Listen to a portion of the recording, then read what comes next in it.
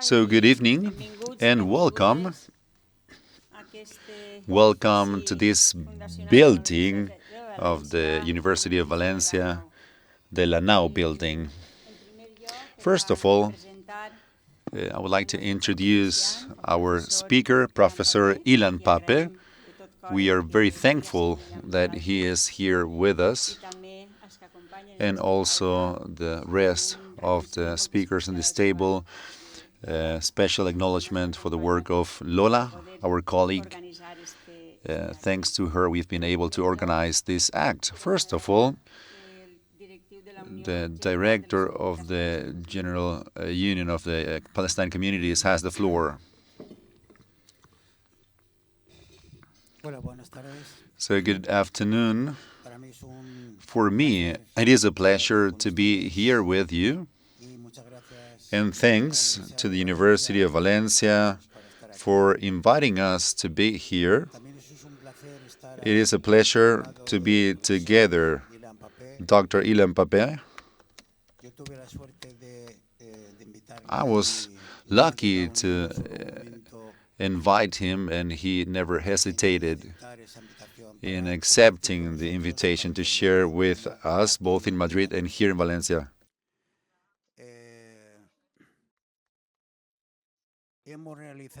So we've done both events in Madrid and Valencia under the title Palestine Before the Challenges of the 21st Century.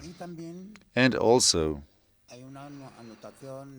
there is a special note, which is the 15th of November, coinciding with the 36th anniversary of the Declaration of Independence of Palestine, which was declared in the National Palestinian Council in Algeria by Yasser Arafat, president, and it coincided on 15th of November of 1988.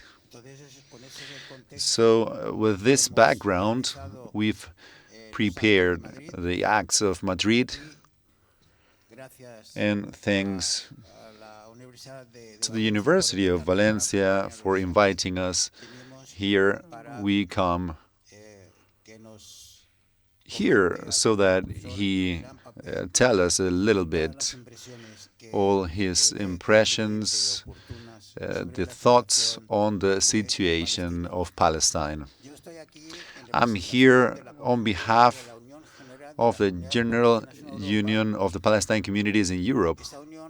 This union represents 28 European countries, both in and outside the union, and we all know the difficulties the Palestine communities have found in Europe when it comes to protesting against the genocide of the Israeli state against the Palestine population. In Germany, Great Britain, they have banned the Palestinian flag. So, under this background, we try to explain and raise awareness on the real situation of what's happening in Palestine and in the whole region of Middle East. And that's why we have here Professor Ilan Pappé, and he will explain to us,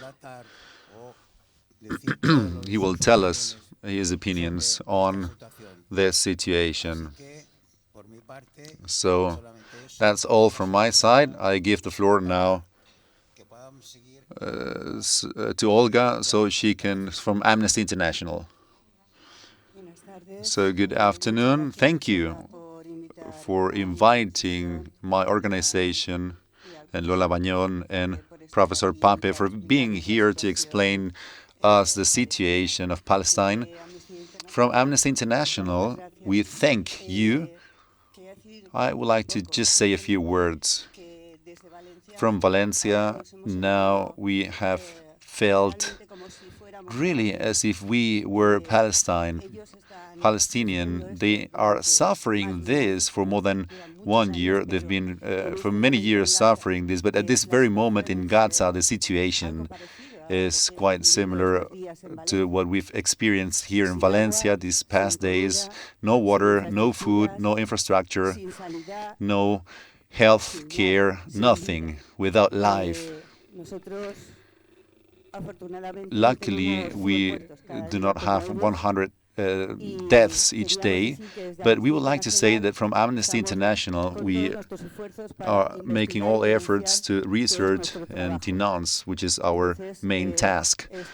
So we are researching and claiming, denouncing the situation that at this very moment is happening, the occupation of the territories, and we want to denounce that situation. We are happy that United Nations has made this declaration of the 18th of September, explaining that Israel needs to get away from the occupied territories. And we consider illegal the way they are displacing population from one place to the other, nonsense. And we also claim that this situation is happening in the Lebanon.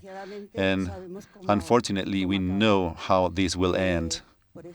That's why I have nothing more to say except for that we are aware of the serious situation and that this Dana has reminded us on the situation that the Palestinian people live in Gaza and the West Bank day after day, at least for 1 year.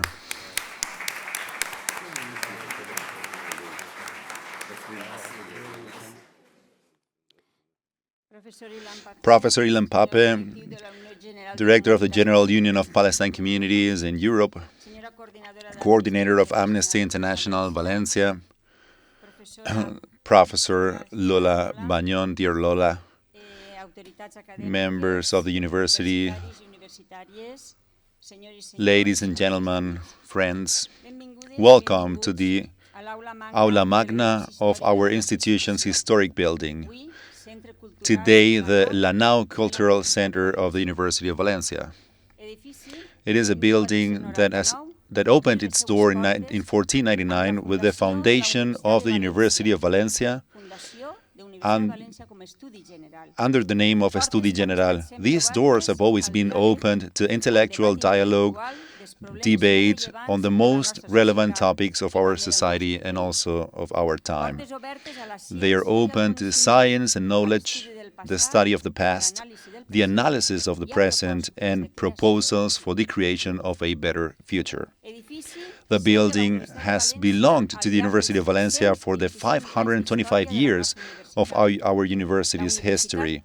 It is a public Valencian university which was founded by the city courts and which has grown with the city and as well has suffering with it and its people during times of adversity. Today, in these historic but also complex and difficult times in which floods have devastated the south of the city of Valencia, the southern towns and municipalities in the south and inland areas of the province of Valencia, I thank you for your presence here in the Aula Magna of the University of Valencia. I especially thank Dr. Lola Magna for the personal effort that she has made to be with us here in this event, which is of an academic nature and part of the progressive return to in-person events at the University of Valencia, which to contribute to the return to normality of the communication in various public transport networks and to provide flexibility and safety to those affected, as requested by the Valencian government, and as an act of responsibility and cooperation between institutions, she is currently carrying out her teaching remotely, online. Today, this talk, followed by time for questions, can also be followed throughout the live broadcast by UV communications provided by our audiovisual workshop. I would like to thank the communications team of the University of Valencia for its work to make it possible.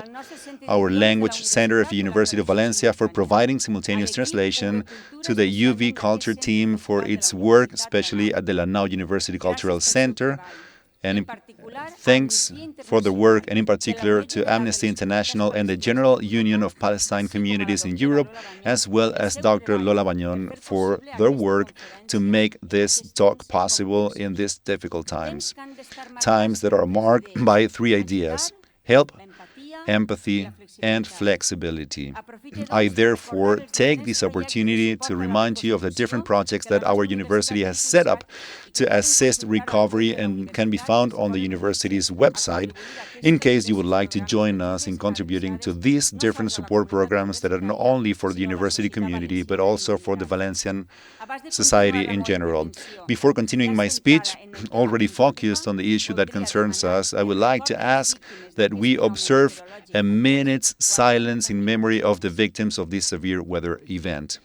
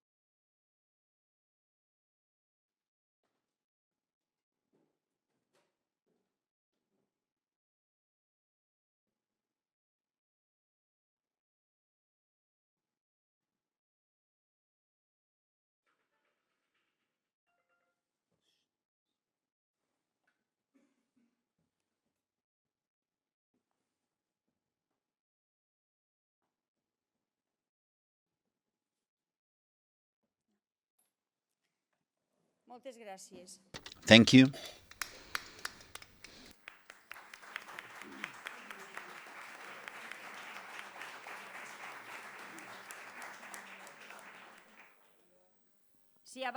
As we have already referred to the need to tackle the emergency that we are experiencing throughout the concepts of help, empathy, and flexibility, I believe that these three ideas can also be applied to the situation in Palestine and to the challenges that must be faced in this 21st century, a quarter of which has already passed. Palestine is facing a real genocide at the hands of the State of Israel.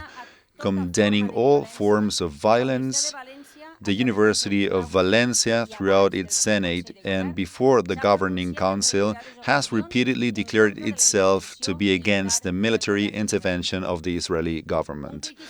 It is an institutional cry of protest that joins the many institutions and organizations that firmly call for respect and the guarantee of human rights in Palestine. Dr. Ilan Pappé, who is with us here today, has addressed Israeli politics towards Palestine and the rhetoric of the difference of the Israeli people since the beginning of the 21st century in an official narrative which has imposed an account that Dr. Pappé has compiled and counter-argued in his work 10 Myths About Israel. As Dr. Bañón will later emphasize, our speaker today, Ilan Pappé, is one of Israel's new historians. He is a man born into a family of German Jews who emigrated to Palestine in the 1930s, fleeing persecution and fleeing from another ethnic cleansing also committed by a state, that of a Nazi-governed Germany. Dr. Pappé, in his work, The Biggest Prison on Earth, presents a new narrative of the history of occupied territories. For this reason, today, within the framework of the many activities that our university has developed in support of Palestine, Ilan Pappé is here with us. He is a university professor who left Israel due to the censorship of his positions and having received death threats. He is an intellectual who approaches activism from the perspective of science and historical analysis, which has led him to defend the creation of a single secular state in the historical region of Palestine, in which Arabs and Jews can live together. This message of living together and peace is more necessary than ever today. At the doors of this Aula Magna in our cloister, the image of Jean Luis Vives, one of this university's first students, who was an early humanist of Jewish origin, reminds us of his diaspora fleeing from political persecution and religious fundamentalism. Our university, in its statutes, declares itself to be in favor of peace and progress of science and knowledge, of the defense of the dignity that underlies every human being and makes it necessary, as has happened so many times throughout history, to continue to advocate for rights without resorting to violence. Therefore, today we welcome a man of science and knowledge, an activist in favor of peace. Dr. Ilan Pappé, welcome to the University of Valencia. Thank you for being with us today with this talk that will surely continue to shed light on these dark times that are devastating a people with whom we are united by the Mediterranean Sea, our Mare Nostrum in Latin, which should be used to bring people closer together and not to divide them. Thank you.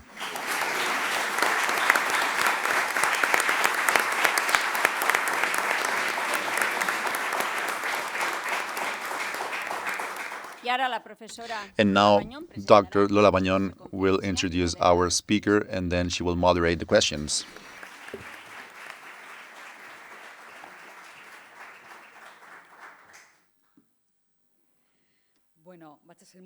So I will be brief because Ilan Pappé does not need much introduction. I just want to tell you as an anecdote so you have an idea as well.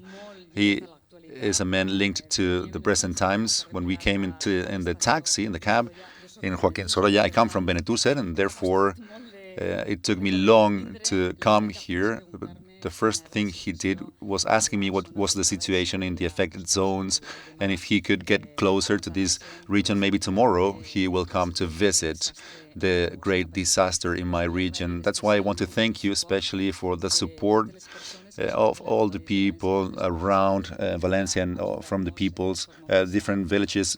You have come here to help us in these hard moments because we have friends who have died due to these floods. So very briefly, Ilan Pappé, born in Haifa. We have heard certain details of his biography, but I would like to tell you that he is a scholar. He is now at the University of Exeter in the United Kingdom since 2007 because, for obvious reasons, he had to leave Israel. He has his family there still, and he is paying a personal cost for his position. He is the most important representative of this generation of new historians that declassified important documents that show that the Nakba was a ethnic cleansing, and in this conference he will provide us with his personal opinions on what can happen afterwards and which needs to be the future for the region. He knows for sure which is the single possibility for living together in the region. He's also committed. He created the boycotted universities, and he is a scholar, as I said, and I think it's advisable to read his book. The main book is the Ethnic Cleansing of Palestine, also the 10 Myths on Israel. He just published a book, wrote Mansi Barud, a journalist, also a scholar, where both provide their view on the situation. He's very critical on the position of Europe. And all these things will serve us to afterwards have a Q&A session after the conference. And that's why I'm here together with him. So thank you very much for accepting our invitation. And you have the floor. Thank you.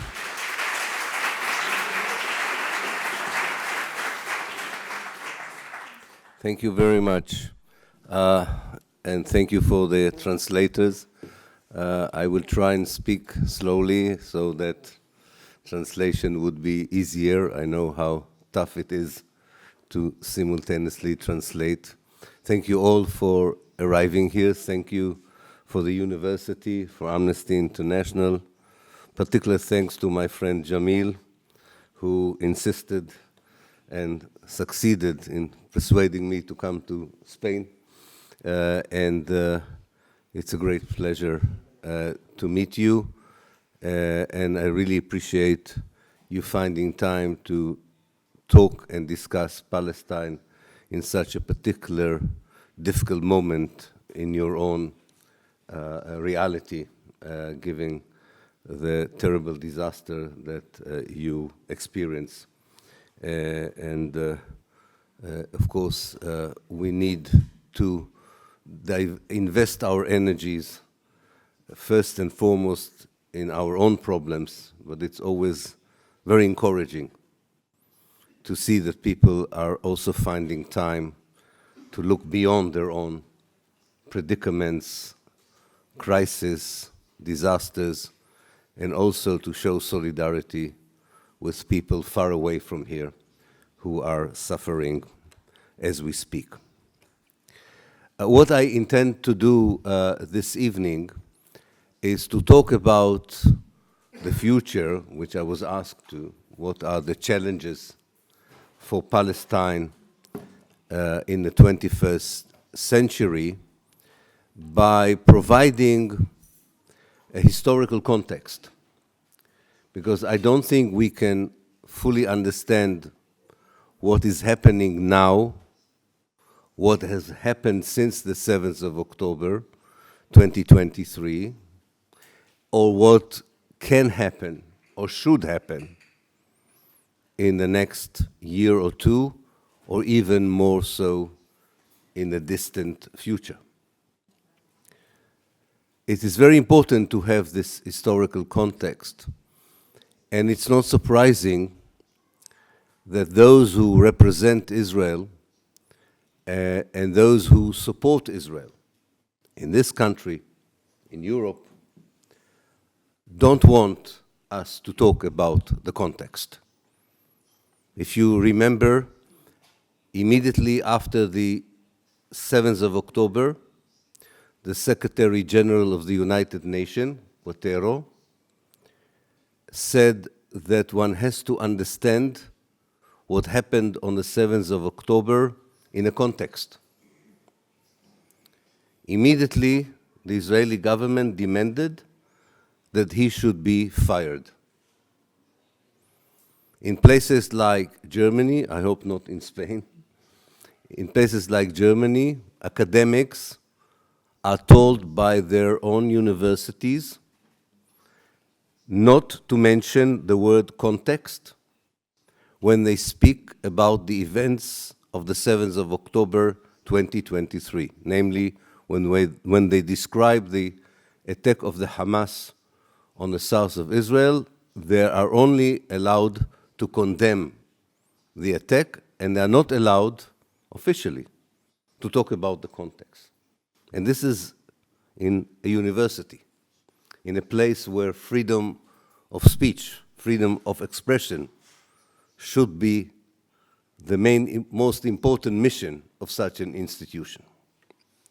So one thing we should do, for those of us who care about Palestine, for those of us who care about the Palestinians, is first of all to talk about the context, to understand the context, and to see why this context is also relevant to what might happen or should happen in the future. We can begin with a very distant historical context, many, many years ago, but one that is very relevant for understanding both the present realities, but also the future trends. And that is going back to the moment Europe, and especially Britain, but also other European powers, decided that building a Jewish state in Palestine was the best solution for the Jewish problem of Europe. The very idea that Europe had a problem, and Europe had a problem of anti-Semitism, the very idea that in order to solve a European problem, you needed to build a Jewish state outside of Europe is the first context we all have to understand. Because it doesn't sound logical now. It didn't sound logical to many Jews, by the way, when Zionism was born. It definitely didn't sound a logical idea to Jews who lived in Arab or Muslim countries who didn't think that there was a need to build a Jewish state somewhere else if Jews are being discriminated against or are not going through a particularly good period in their life. And yet this is the whole basis of the European support led by Britain to the idea of solving a European problem in a different continent at the expense of another people.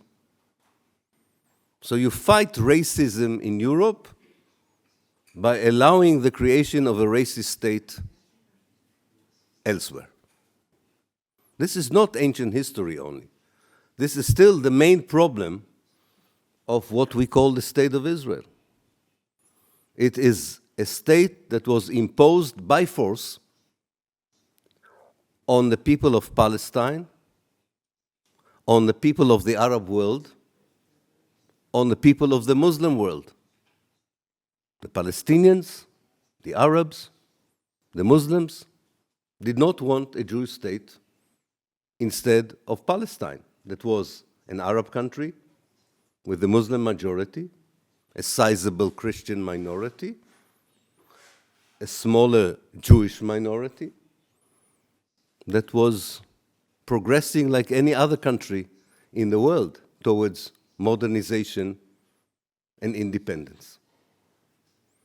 So we have to remember this, especially in Europe, because without the European help for this idea, this problem would not have been born to begin with. There is, of course, a more recent historical context which is very relevant to our understanding of what happened on the 7th of October, after the 7th of October, and the future. And that takes us back to 1948, a very crucial year in the history of modern Palestine. Many people don't know, I think, that the Gaza Strip, what we call the Gaza Strip, did not exist before 1948. There was no Gaza Strip. Gaza was a relatively small town surrounded by few villages, located on the Via Maris, the sea road that connected Egypt with Turkey, that had a Muslim, a Christian, and a Jewish community coexisting, and which was influenced by its geographical location, because many people from different cultures passed through the Gaza city and the villages around. The Gaza Strip was created by Israel in the summer of 1948.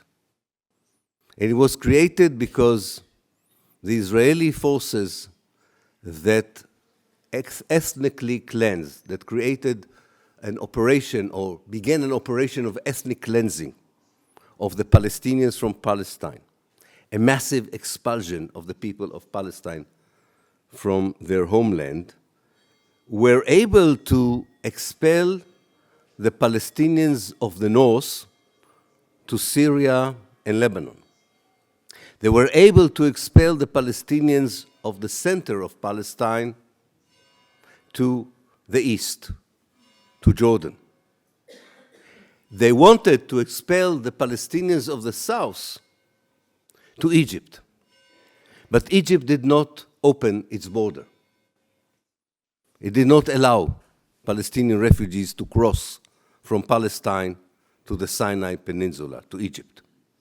Therefore, the Israeli government decided to create the strip that you are familiar with if you look at the map, this rectangle, this very particular shape of 260 square kilometers. And by that, Israel created in the summer of 1948, the biggest ever refugee camp in the world, called the Gaza Strip. 70% of the people who live today in Gaza are either first, second, or third generation of the 48 refugees.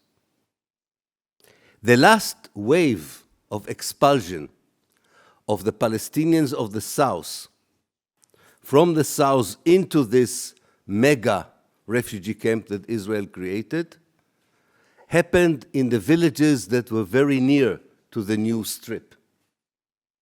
On the lands of these villages, the settlements that were attacked by the Hamas on the 7th of October were built.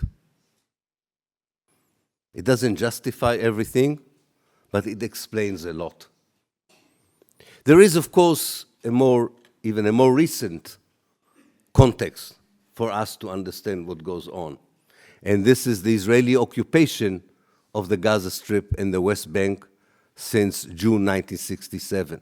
57 years of military rule, ethnic cleansing, arrest without trial, killing of people, wounding of people, expelling people, in fact, robbing millions of people from their basic civil and human rights. That's another context that is very important. And then we have even a more recent context. The siege that was imposed on Gaza in 2007 by Israel. Not only the siege itself, which turned the mega refugee camp of Gaza into a mega prison of Gaza, but also the 4 brutal attacks by the Israeli army from the air, the land, and the sea against the people of Gaza within the 17 years that passed between 2007 and 2023, the October 23. I don't know how many of you have ever experienced even being near a bomb of 1,000 kilos dropped in a house, on a neighborhood, on a village. Even just being nearby, not being even at the target that was hit. I only once had this experience, and it was quite far away from where I was. This is something that traumatizes you for life, even if you were not killed or not wounded.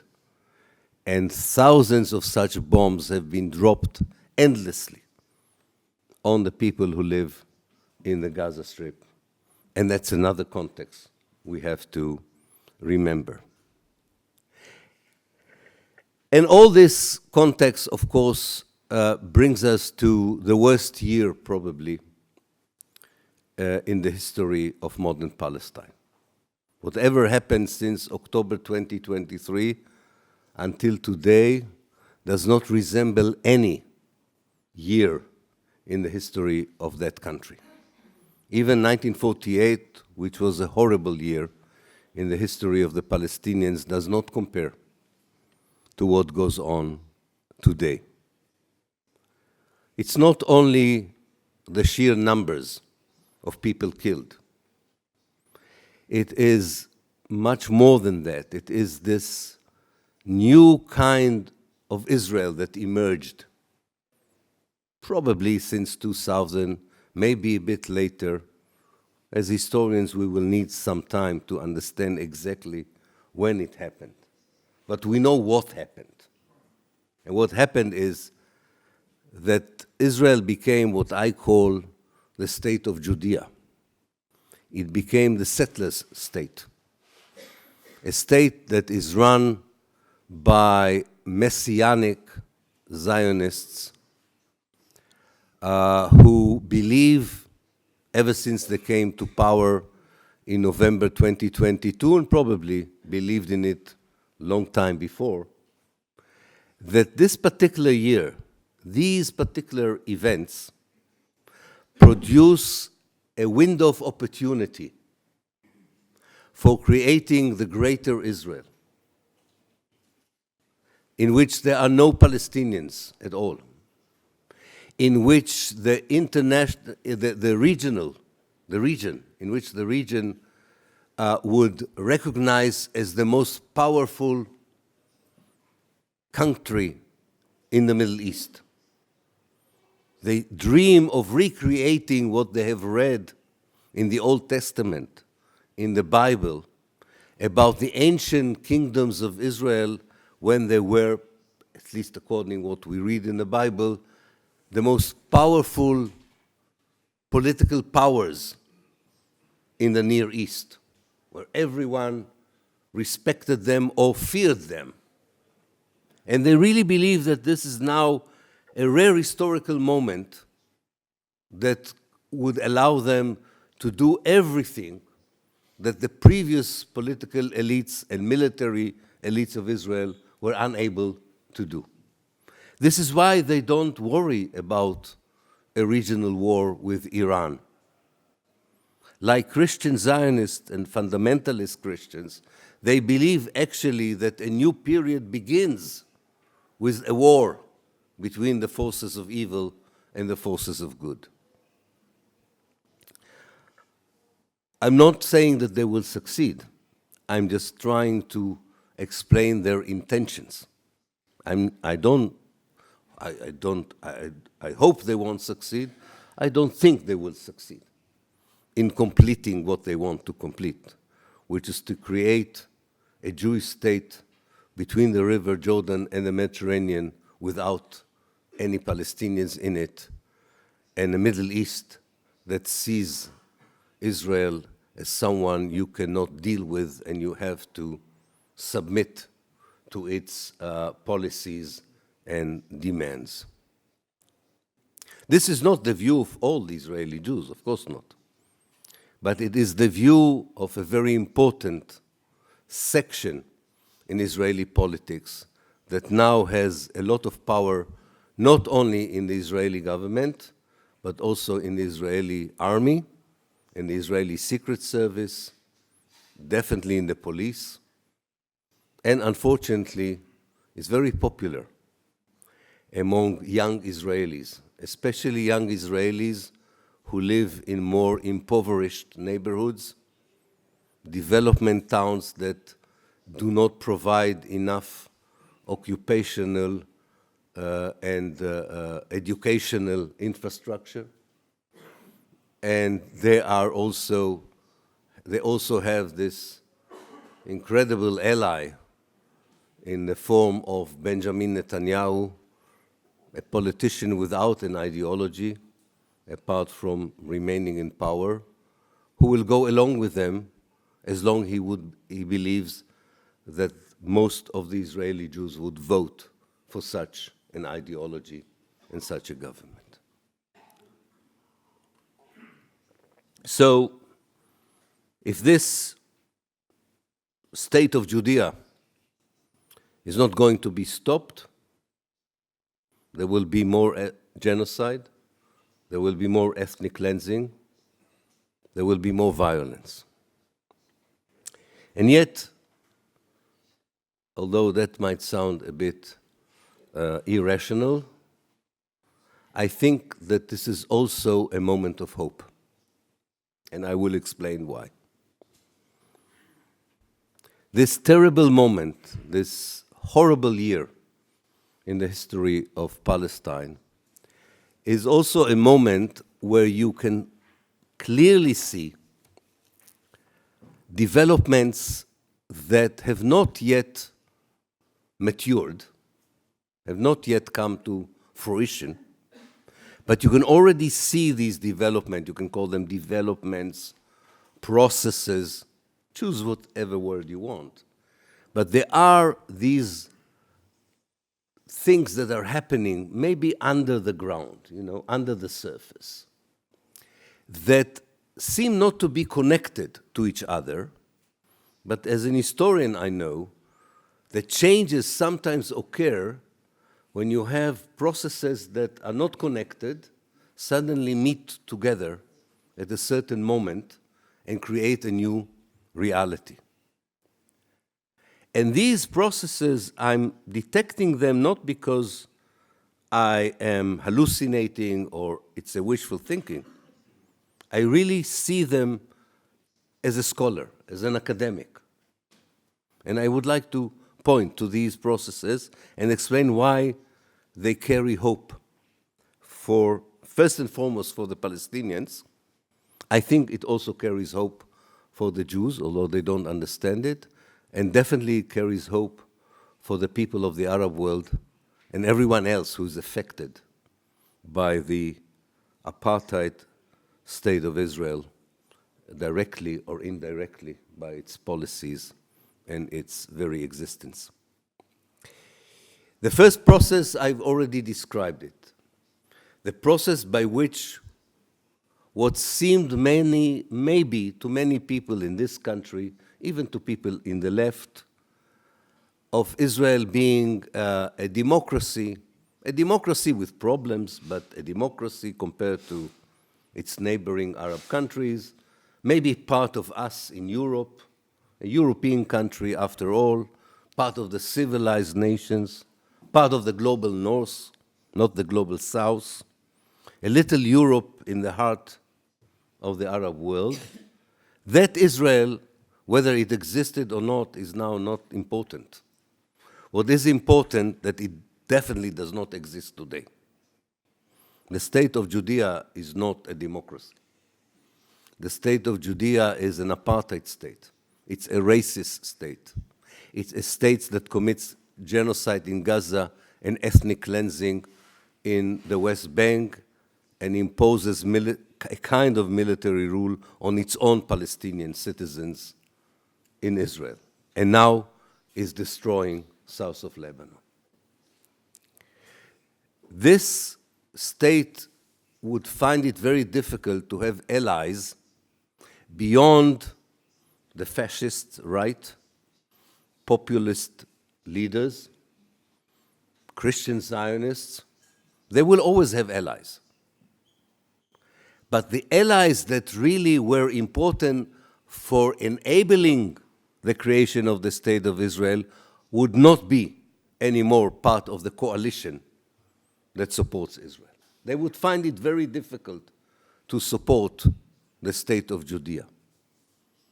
Before, they could have said to themselves, but it's a democracy, there is a peace camp, maybe there will be peace one day. All this is going to disappear in a year or two or three. So that's one process. The process by which Israel would find itself more and more isolated, more and more depending on right-wing, fascist, populist regimes in the world. I'm not saying that right-wing, fascist, populist regime are going to disappear, unfortunately. But it diminishes the global coalition that supports Israel. That's one process.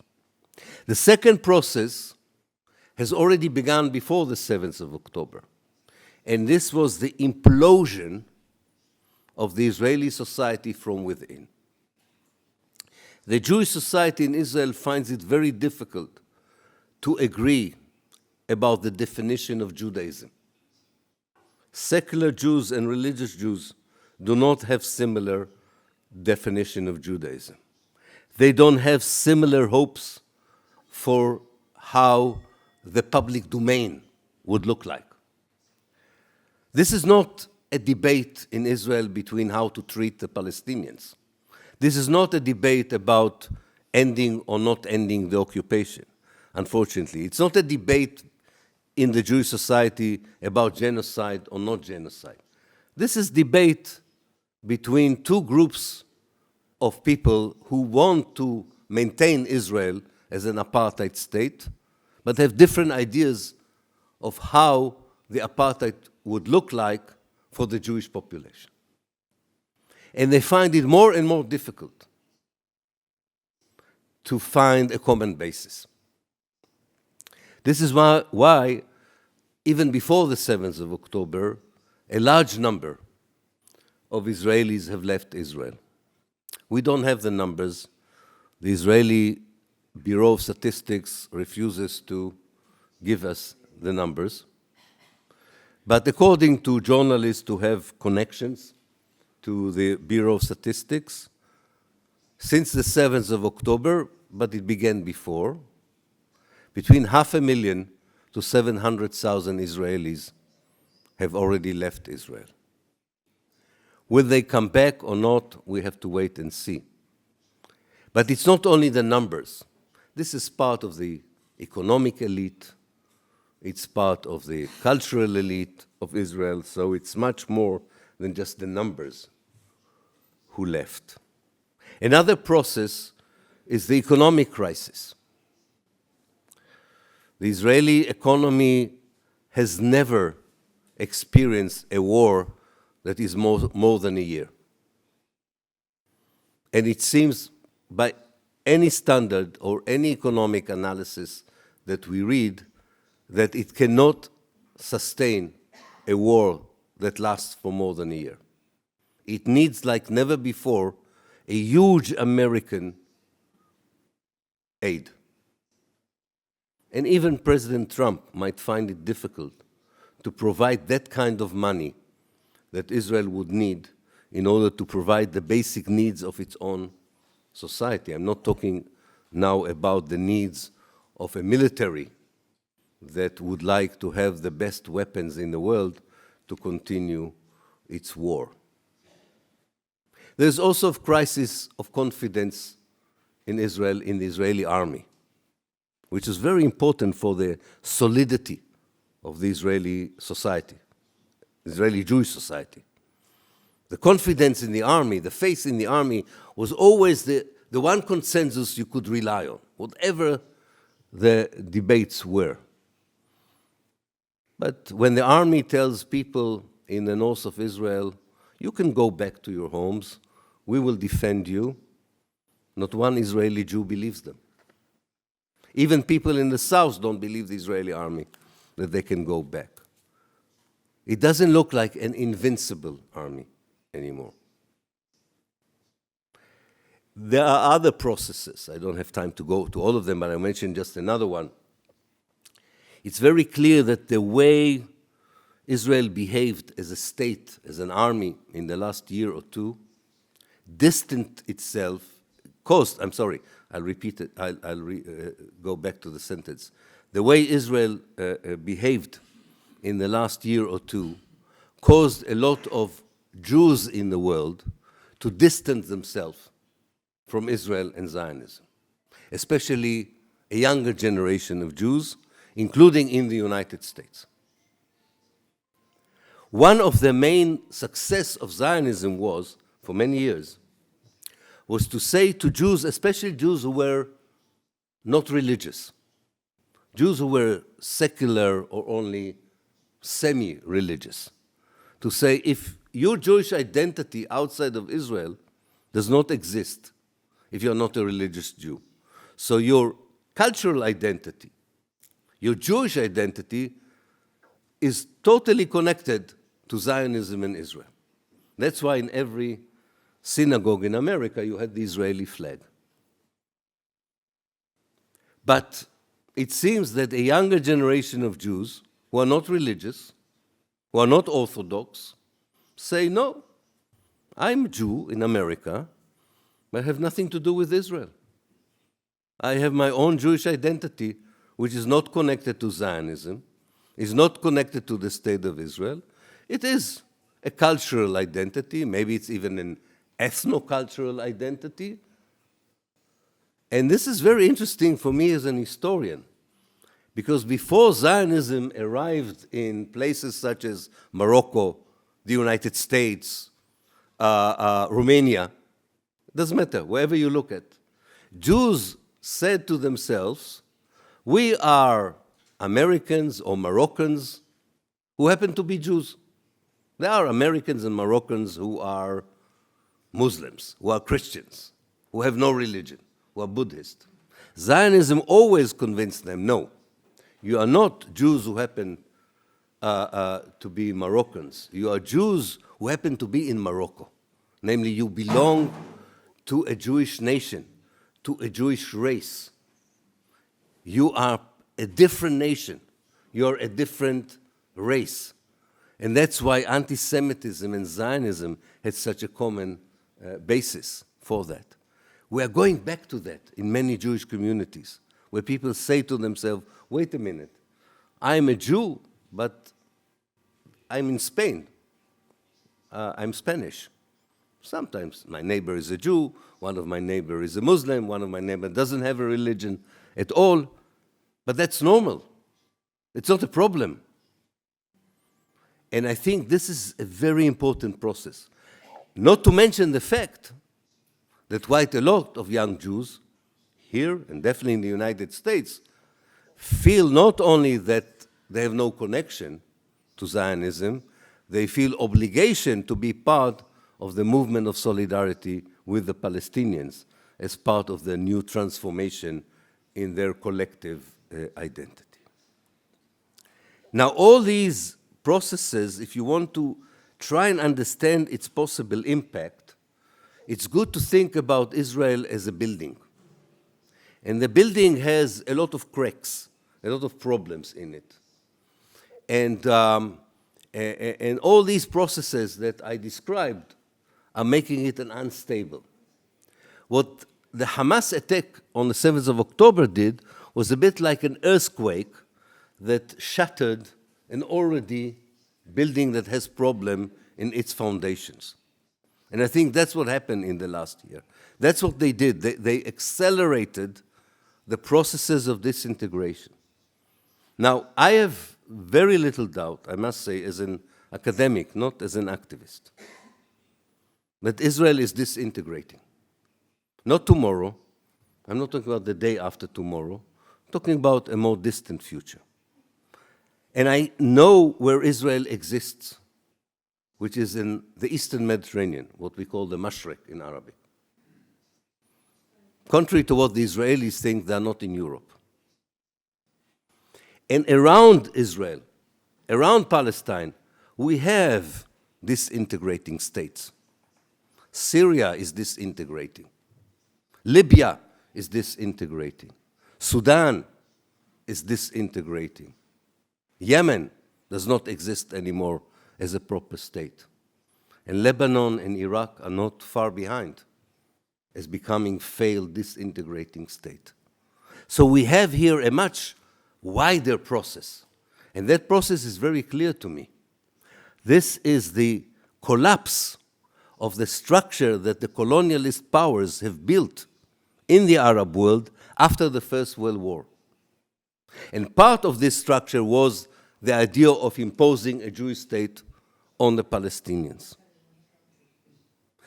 The problem with disintegrating states, that it's not always good news. Look at Syria. Look at Libya. It's worrying. It's very worrying if a state disintegrates because it creates chaos. It creates a void. The question is, and that's a big question, is there someone there to fill the void, to take over? And I think that's, of course, the agency of the Palestinians. I don't think that the Palestinians would ever have or ever had such an historical opportunity as they have in the next few years. Never before millions of people, and I'm saying millions of people, in the world identified with Palestine. This never happened before. I was in London in a demonstration that had 1 million people. 1 million people came to London to show solidarity with the Palestinians. They have millions of people who support them. They are facing an Israel that is more and more isolated, that is, of course, dangerous and genocides and ethnically cleansed, but one that is in the process itself of disintegration. Probably what is needed, and that's a big ask from a society that is under occupation, under genocide, under ethnic cleansing. I don't underestimate the difficulties of building a proper Palestinian national movement with a proper organization. But this is something that has to be done. Has to be done because the moment is arriving. And when, as an historian says the moment is arriving, he's talking about 10, 20 years. No, I'm not talking about tomorrow. But I think we should derive hope from the fact that these destructive processes that we are watching, and we know it from history, the destructive processes that we are watching are going to destroy also the destruction itself, and would create an opportunity for building something else. And I really believe that regardless of what the Palestinians are going to do, there will be this void. But of course, if the Palestinians would be there, something good would replace this void. And I will finish by saying that what is really important now is to do two things, to my mind, or three things, actually. I will finish with three things. One is for Europe to do, if I may say so.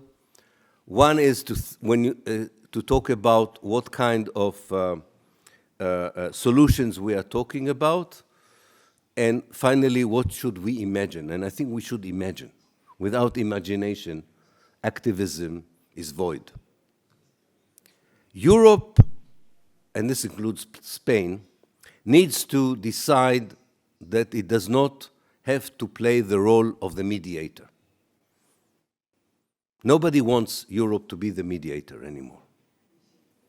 You are not asked to invite Arabs and Jews to talk in Madrid because they cannot talk in Palestine. We have all these centers, some non-Israelis have created in Madrid for bringing Jews and Arabs together. We don't need this. We need Europe to defend the rights of the Palestinians. Europe has historical responsibility for what happens in Palestine, and now it has a responsibility to defend the Palestinians. And the only way of defending the Palestinians is to pressure Israel, with sanctions, with boycott, with direct action, like the action taken against apartheid South Africa, at least. That's one thing. The total transformation in the way European governments and diplomats and mainstream media understand the European role is necessary.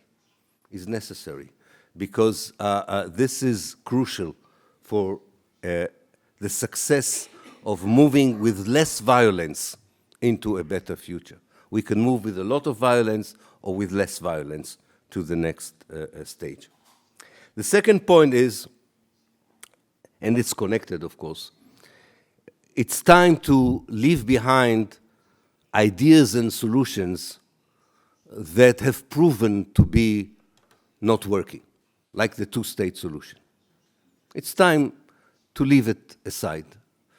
It was never a Palestinian idea. It's a colonialist idea. It is now even not practical because there are 700,000 Jewish settlers in the West Bank with large families. But it's not only not practical, it's also immoral.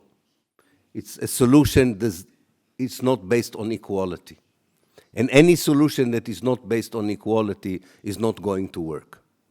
It only deals with some of the Palestinians, not all of them.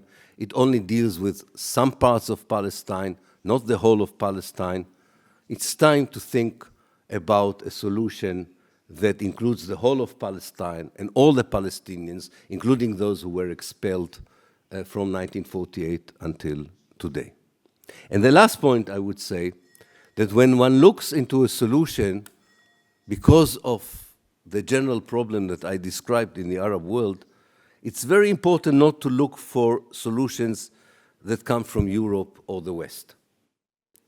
We have very good models before the arrival of European imperialism and before the arrival of Zionism of how to run societies. Long before imperialism came and Zionism came, there was a coexistence, a genuine coexistence between people with different identities. It was a live and let live, a genuine live and let live. Of course, it has its problem. I don't want to romanticize it. And you needed the powerful Ottoman Empire to run these relationship. But it was much better than what happened afterwards. And we need to go back to that model, especially in Palestine, where Muslim, Christian, and Jews lived together before the arrival of Zionism. This is a recognition that Palestine is part of the Arab world, is part of the Muslim world. It's part of its problems, but it's also part of its solutions. And I think that going back to those models in the past would ease a lot of the tension that you see today, not only in Israel or Palestine, between secular and traditional points of view. These are all notions that have a European base, but they have sometimes different manifestation in the Arab world, in the Muslim world. And this will help to build a society of dialogue, a society of coexistence. And that needs also a new kind of international law. Because the one thing that really betrayed Palestine last year, apart from the Western governments, is the international law. It's not international. It's not universal. It's a law for the global North to deal with the global South. We need an international law that is really universal, that does not discriminate. We need to judge the judges as well, because they're not doing the job. And without a credible international legal system, and we don't have a credible international system, without a credible international system, the world will not be able to deal with issues such as global warming, poverty, and immigration. So this is not just about Gaza.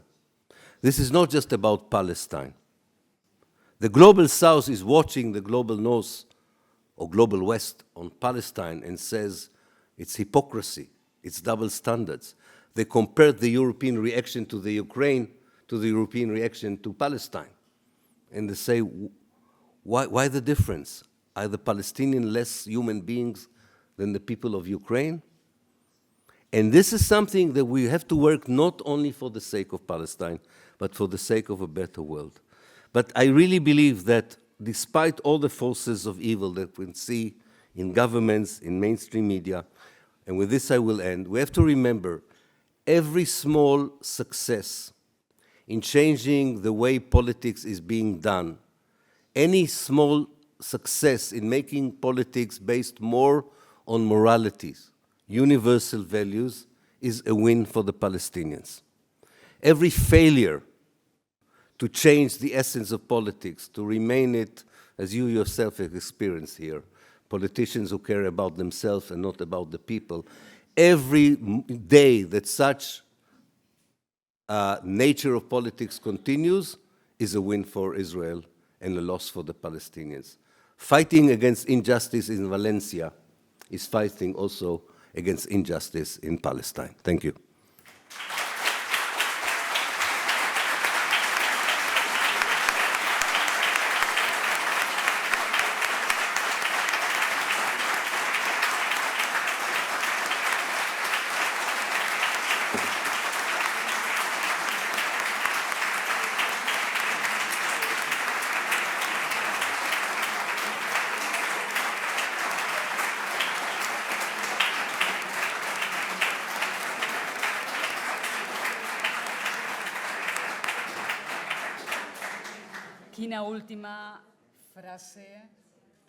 What a last sentence, what a last idea to fight for the justice in Valencia. That means to fight for justice in Palestine. When you fight for a human right, you fight for all human rights.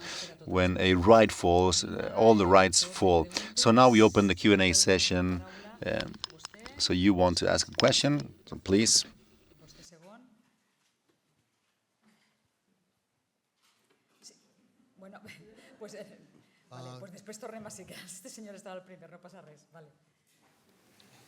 Good evening, Mr. Pappé, Professor Pappé. In English. In English, yes, please. Okay. The main question is, do you really think that there is a future for Palestine with Mr. Donald Trump as president of the U.S.? I'll take 3 questions, maybe? No, No? no, You we want have- one? I think- Okay, okay. Yeah, okay. I have another question besides this one. Anem a intentar ser sintètics per a poder donar la paraula a més gent. We are going to try to be more short questions in order to have more opportunities. Okay, good. So I'll answer this one. Thank you. No, as I said, I'm an historian, and when I say that I'm hopeful for processes, I don't mean in the next 2 or 3 years. So definitely, I don't think the Trump administration brings anything positive to the future of Palestine. However, I do think that the processes in America shows us that fighting for justice in America is now more closely connected to fighting for justice in Palestine. And for the Palestinians, this is very important. The fact that struggle in America for a different America is connected to struggle for a different Palestine. So yes, we are not on the winning side, if you want. The forces of humanity, the forces of justice, social justice, ecological justice, political justice, we are not on the ascendance. I'm not saying that we are on the ascendance.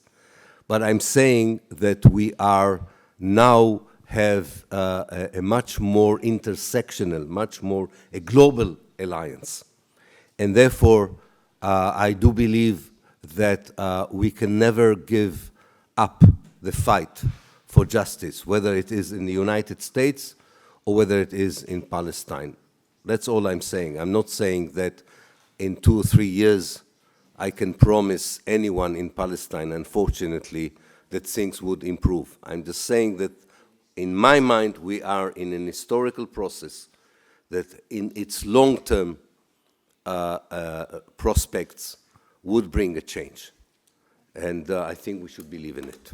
Yeah, thank you. Ara va vostè, un procés a llarg termini. Este senyor. Molt bé. Vale. Gràcies. Hola, buenas tardes. Good evening. Voy a ver si consigo Let's hacer see if I can ask my question. Todos sabemos We all que know lo que es el Mossad en el what the mundo Mossad es lo is in the mejor que world, existe. is the best thing that there Mi is. pregunta es, My question is, ¿sabía Israel did Israel el know ataque about de the Hamas attack el of 7 de Hamas octubre? the 7th of October? Porque si no lo sabía, Because vale, pero si otherwise, lo it's sabía, okay, but if they knew it, para poder justificar to el be able to genocidio que justify están the cometiendo genocide ahora, that they're doing now, para mí sería for asesinos de me, israelitas it y would be genocida de the palestinos. killers of Israelites and killers of Palestinians. Yeah. Thank you. I think we still don't know enough why the Israeli army and intelligence failed so dismally in, first of all, predicting the attack, and secondly, in reacting to the attack. Why was the army waiting for 8 to 10 hours before entering some of the Jewish settlements that were attacked? We'll have to wait. Maybe we'll never properly know. I can tell you as an historian that despite the fact that archives are opened in countries, sometimes they don't reveal everything. I think what is more important is the fact that, and that happened before in the history of the Israeli policy towards the Palestinians, the reaction of the Palestinians to 56 years of occupation, 76 years of an ongoing catastrophe, always gives an Israel a pretext to do things it could not do before. And the longer the occupation, the longer the ethnic cleansing, unfortunately, the more violent the reaction is. And the more violent the reaction is, Israel allows itself to be more brutal. But for us as an academics, we are not dealing with the symptoms of the violence. This is the symptoms. You know, it's like a doctor looking at someone who says, these are the symptoms of the violence. The origin of the violence is not the Hamas, is not the Israeli response to the Hamas. the origin of the violence in Palestine is the Zionist ideology. Zionism is the origin of violence, and the Palestinians react, sometimes in a non-violent way, sometimes in a violent ways. Believe me, the Palestinians have tried everything. They tried non-violence, they tried violence, they tried diplomacy, they hoped that the Arab world would save them, they hoped that Europe would save them. They've really tried every trick in the book to fight an ideology that believes that they have no right to live in their own homeland. And that's the problem. That's the main issue. Maybe one year we will learn whether this conspiracy theory is correct, that on purpose Netanyahu ordered the army not to do anything so that he could, you know, as you say, perpetrate the ethnic cleansing. But we will have to wait. Hello. Yes. In English. Well, I have recently joined ODS, One Democratic State Initiative, and we're trying to learn from your advice when you said to make a real difference, we need to play politics. So my question is, where do you think, or you advise, we can start from? This is one question. And I have another question. And I also heard you mention that when you were in the anti-Zionist left inside Israel, even though you tried hard, you could not find a way to persuade the Mizrahi, which are the Arab Jewish, with your vision of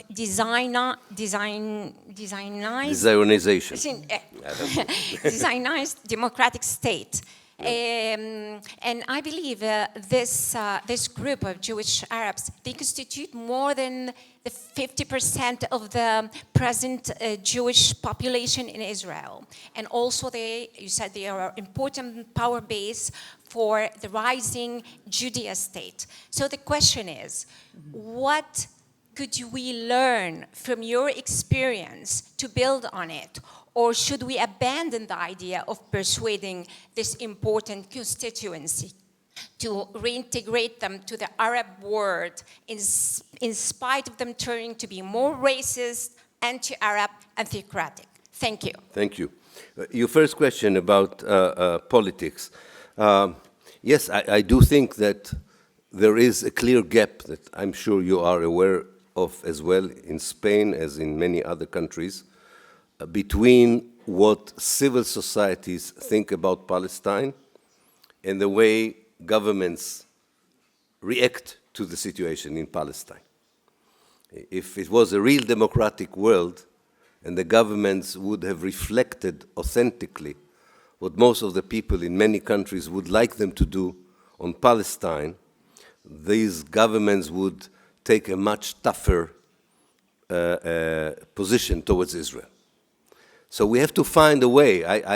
In every country, people know better than I do how to reach their own politicians, how to try and influence their politicians. And it's a very difficult assignment.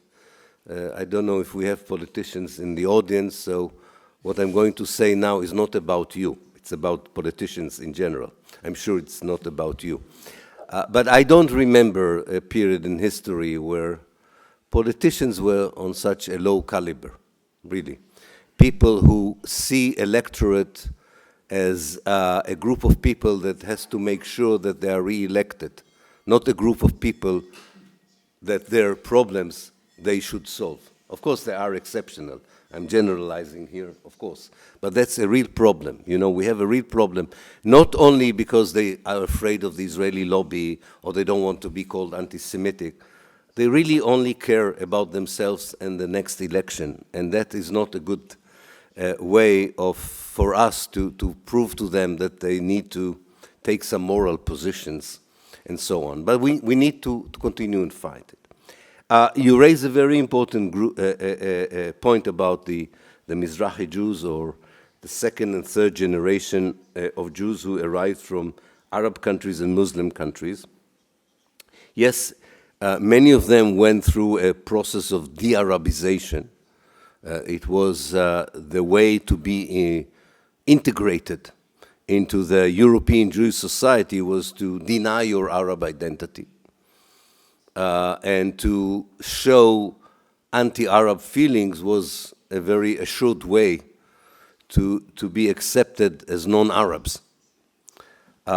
Recently, and that's very worrying, the settlers from the West Bank found roots into the more impoverished parts of the communities of Arab Jews in development towns, in more poor neighborhoods, who suffer from the capitalist system that Israel is employing, and succeeded in recruiting them as well to a wave of anti-Arab and racist language, actions, and so on.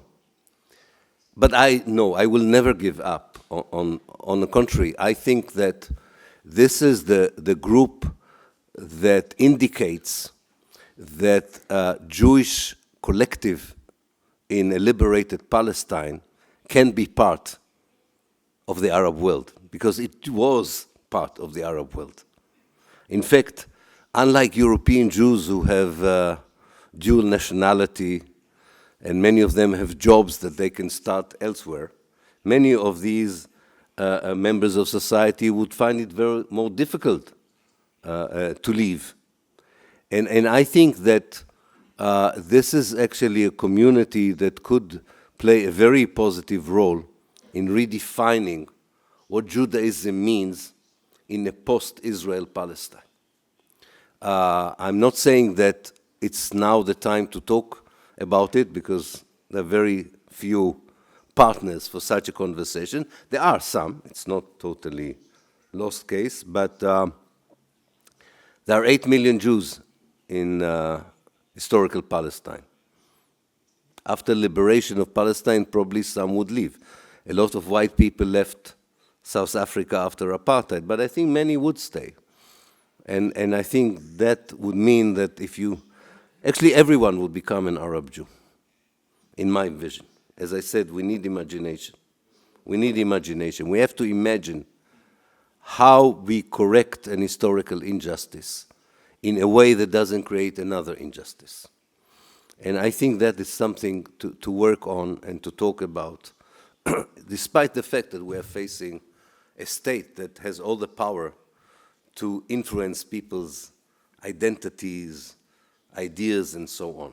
But it's not something to give up, in my mind. La qüestió dels jueus d'origen àrab, els Misraoui. Gràcies. Dr. Pappé, it's such an honor to be here listening to you. I'm Lebanese, Spanish. I have double nationality. And for me, reading your books were huge. Like 20 years ago, I was still a university student, and for me, it was a huge discovery to find Israelis who confirm our vision of what happened. Because for us, is like we have this, we have our history, the way we see what happened in '48 and before that. So for us, obviously, as Lebanese who are not allowed to read Israeli historians or any kind of Israeli literature or anything, when I read that, it was for me like, there's hope. Other Israelis are waking up, they are seeing the truth. So you spoke about the responsibility of the Palestinians, of the international community of Europe. What about the responsibility of Israelis? Who are our allies in Israel with whom we can hope for this imagined future where everybody in the region, not just in Israel, Palestinians, Israelis, Arabs, Jews, Muslims, Christians, everybody, this would be like, this is for me the dream. I think we share this dream. Yeah. The second very fast question was about the fear we have right now is it's going through, it's becoming more radical. We see it as the Israeli society is becoming more radical instead of opening up and saying, okay, what are we doing to the Palestinians? There's talk about the greater Israel, which includes also parts of Lebanon and Syria and parts of Saudi Arabia and so on. So what about, is this a real threat? Is this threat that is just extremist Israelis speaking about this? Or Yeah, that's it. I'm not going to talk Yes, more. we have time only for 2 more questions. Thank you. Tenim temps per a 2 preguntes més, per favor. Si les fem sintètiques seran 3. Vale. Yeah, thank you. I'll connect the two questions. I think are connected. You don't have many allies in Israel for your dream or my dream. I mean, you don't have many allies among the Jewish society in Israel. As you know, 20% of the Israelis are Palestinians, and I'm sure the vast majority of them do share our dream. No, this is a situation, that's why I said Europe should stop being a mediator. It's not now time to look for a peace camp in Israel, or to, as you put it, for allies. It's time to send a very tough message to Israel. You are not accepted the way you are, your ideology, your policies. Will this pressure create more allies, so to speak? Maybe, it can happen. But even if not, this is the only way forward. So in this respect, I think that, the dreams of these more messianic Israeli politicians are going to be implemented or not. If we ask the question, are they going to be implemented or not, we can answer it not just as people who watch it, but also people who are part of the story. So it depends a lot about us, whether these dreams can be implemented. And I think everyone in their own little domain can do something about it, because, and maybe I would just say one sentence here, which I think is very important. One of the most important one of the most important lessons I learned from Noam Chomsky, with whom I wrote 2 books, which I really liked, was when he said, the biggest success of governments in the world is to convince ordinary people that the real issues that influence their life are too complicated, are beyond them. Only politicians can understand. And we know that this is ridiculous, that only politicians. And he said, this is our role. Our role is to say to people, nothing is too complicated. Even if you are working hard every day, you can still understand what is right and what is wrong. And I think this is where we come into this, with this facing ideologies of destruction, of messianism, of fundamentalism, whatever it is. We understand what's wrong in them, and we understand what we should do, but we shouldn't do it ever alone. I think that's very important. Thank you. Hello, thank you. Thank you for this nice talk.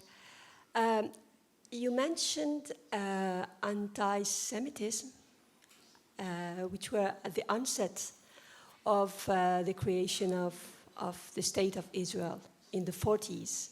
So now this word has evolved in its meaning. It is used as a weapon to fight every person or every group that shows support to Palestinians, either in the academic area or in the media. So how is your definition of anti-Semitism today, and how we can fight this because here, for example, in the University of Valencia, there's a group that is being created as an academic network to fight anti-Semitism. Yeah. So this to face, all the supports that have raised since the 7th of October and before. So how to fight this? Yeah, definitely. I think what is important is not how to define anti-Semitism. What is really important is to understand that Israel weaponizes anti-Semitism in order to silence criticism.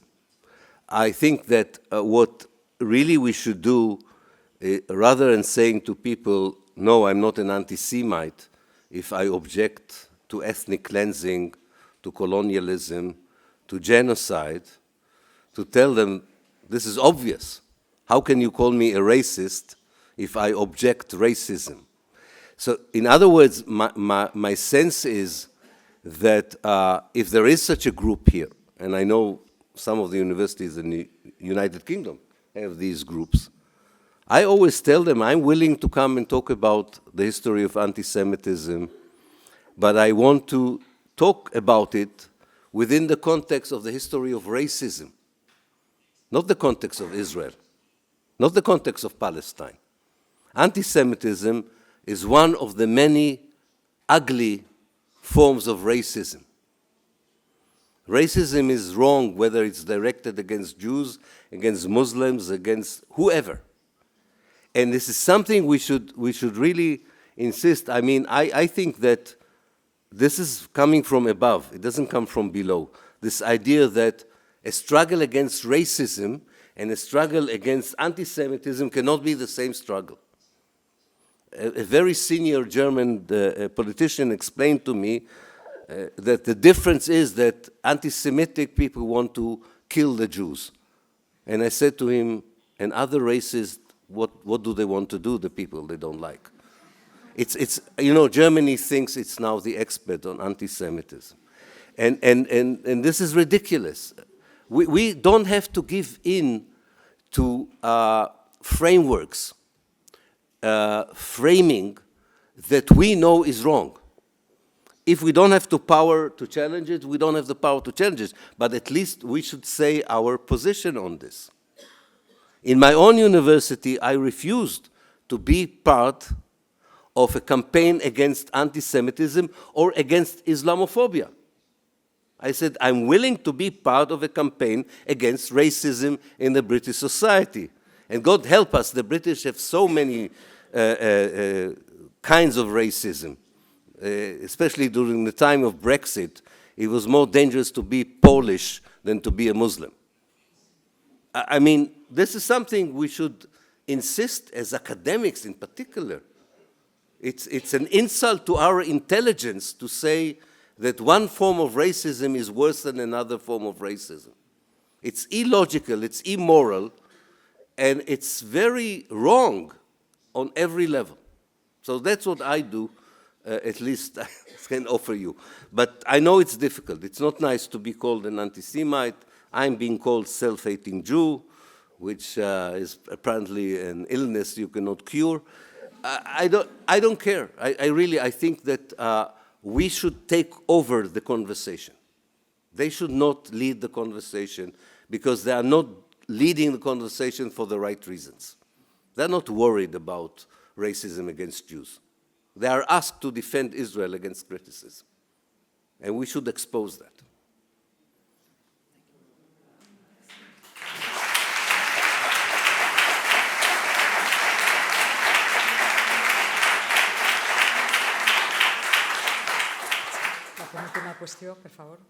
Yes, I'm going to be very short.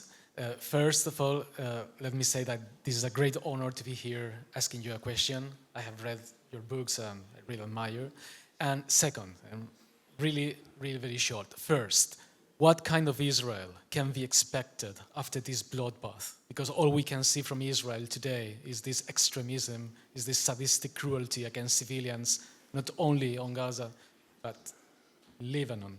And second, it's difficult for me to try to link two different concepts. You said, this is very interesting, Israel is a kind of long process of disintegrating itself, and at the same time we are witnessing an appalling show of force in Gaza, the West Bank, and Lebanon. For me, it's very difficult to connect these two ideas, and I would like you to explain it a little bit more, and thank you very much. Thank you.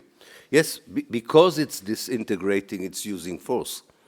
You know, the last days of apartheid in South Africa, in the last days of apartheid, the apartheid government was the most brutal government South Africa ever experienced, because they are fighting with force to hold it together. So yes, it's a very destructive moment, this integration, because they cannot hold it together by consensus. They cannot hold it together by peace, reconciliation. They try to hold it together by force. And if force is not working, they're using more force. But you know, even that is not working too well. One of the things that Israeli Jews, I think, feel for the first time even if they still don't, and that disturbs me, but they still don't understand what is really the issue that they are facing, is that when they hear the opposition to Netanyahu, they don't hear any different ideas. And that worries them. That worries them. If you hear the leaders of the so-called opposition, they say what Netanyahu is saying. They say the next 50 years for you as an Israeli citizen is one war after the other. You will have, and you have to win all the wars. And you have to win them, you cannot lose them. You know, even people who are not pro-Palestinian say to themselves, I have children, I have grandchildren, I want to live in a country that this is the horizon for the next 50 years. This is why I think this whole use of force may be described in Israeli media as a great success. But at the same time, every day 5 Israeli soldiers are being killed. Every day is very clear to the Israeli public that Israel is not interested whatsoever in getting back the hostages. They prefer dead hostages, because they don't want hostages who are alive.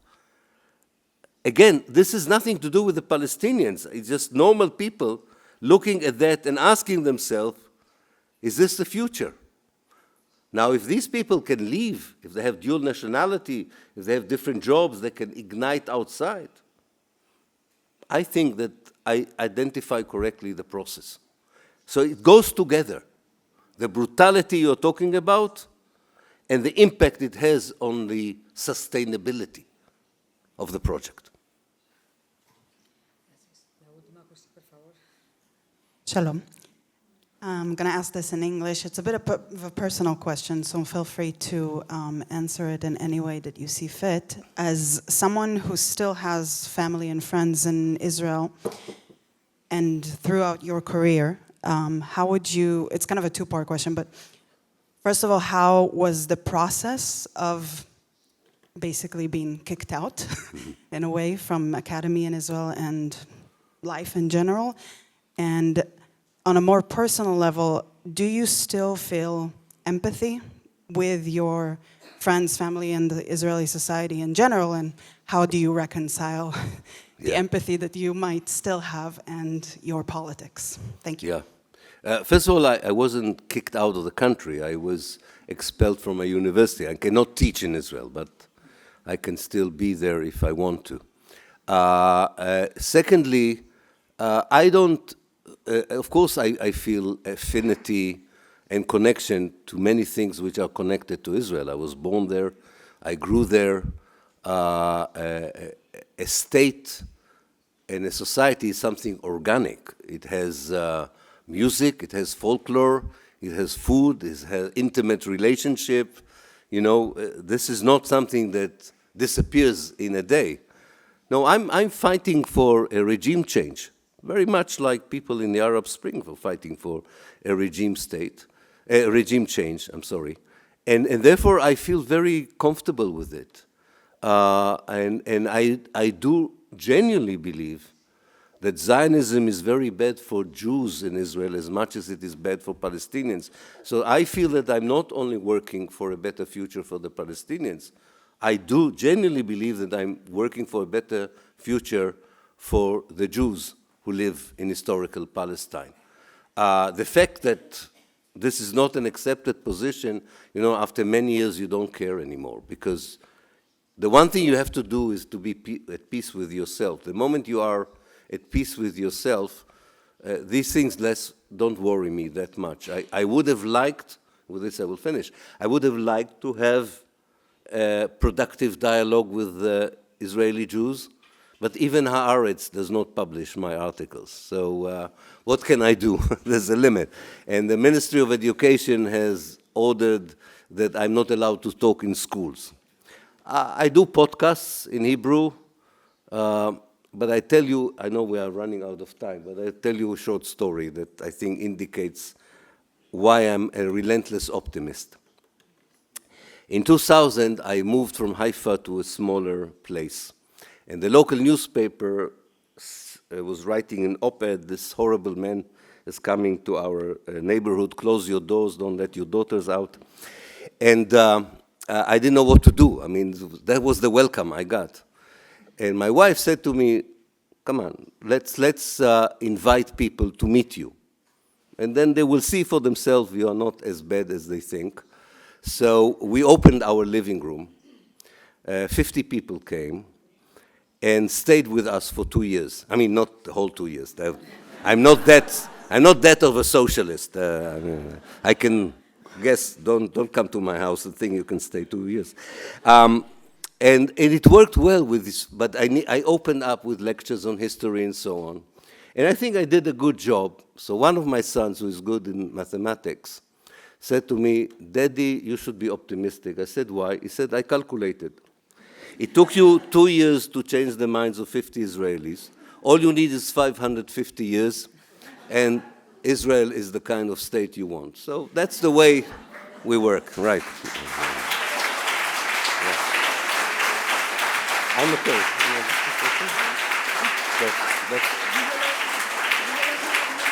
Vale, mos dona permís per a una última 30 segons concisió en la pregunta que se mos va, d'acord? Per favor, dones el micro. This is the last one, sure. Sorry. Oh, no, that's okay. Gracias. That's okay. English. It's very hard to imagine, for me, how we go back to political and economical structures from the Ottoman time. I'm sure there are other references that you refer to, but how do you actually imagine the transformation to an egalitarian society? And how do these fanatics be defeated or made to give up their weapons and their religious fantasies? Yeah, thank you.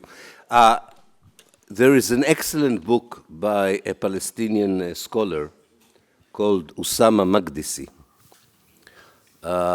who is the nephew of the late Edward Said, but that's gossip. That's not why his book is good. It's called The Age of Coexistence.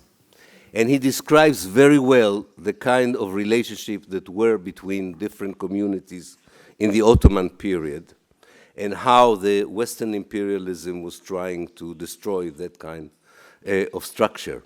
And if you look at it, you can see that in many ways you can recreate this kind of solidarity between groups. And what was at the heart of this success was that a group identity was much more fluid than it is today. You could move from one group to the other. You could be in a no group if you wanted to. This is something that creates egalitarianism, which is not just an egalitarian between individuals, which is a Western idea of egalitarianism. It's egalitarianism also between groups, because many people, understandably, also care about their collective identity, whether they are Yazidis, they are Druze, they are Alawites, or whatever. And this is something we should respect. And this can be, that doesn't mean that a state structure cannot respect these identities. And I see the Jewish identity as yet another such identity, not as an identity of a state. Now, how do we deal with the violence of those who are on the extreme? We cannot do it alone. And that's why I think that's why I commented on the fact that actually the struggle in Palestine is also part of the struggle in the rest of the Arab world for a better world. This is not just a struggle in Palestine. This is a struggle against fundamentalism and violence in neighboring countries, in the rest of the Arab world, in other parts of the world, in the global south.